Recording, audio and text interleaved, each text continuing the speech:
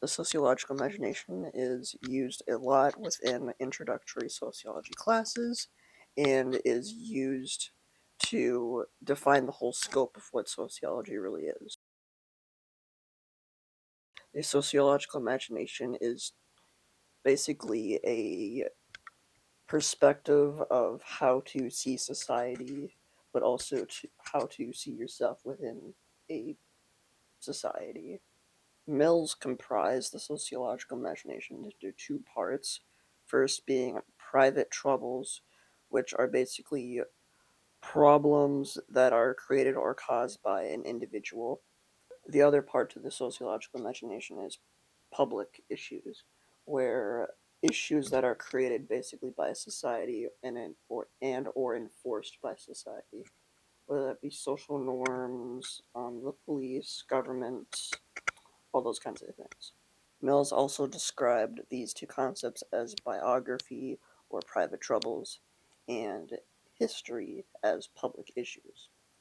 These two are interconnected, and in order to understand sociology as a whole, you need to understand both of these two concepts, biography and history. Now, some examples of private troubles would be like someone being laid off from work, or a family not being able to afford health insurance, or a couple's house getting robbed. The individual is not necessarily at fault for it, but these are problems that are affected by any individual. The whole framework of sociology is trying to understand the bigger picture. That's what public issues tries to do. In public issues, a whole department being laid off. So instead of one person being laid off, it's like a whole department. It's a whole like business, corporation, or sector within a corporation.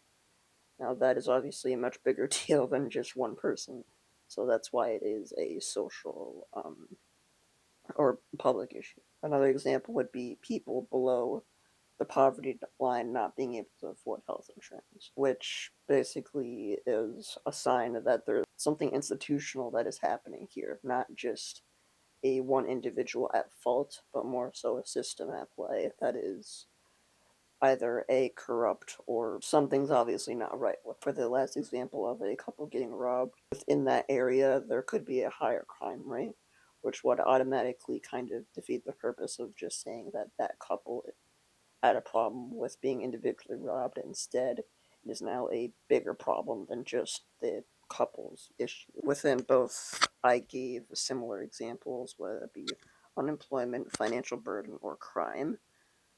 Those are all the exact same situations, you could say, but it's a different way of looking at it. Whereas with private troubles, all the blame was being put on the individual, or at least the focus was. Whereas with the public issues, it was more the blame or focus was shifted towards the society.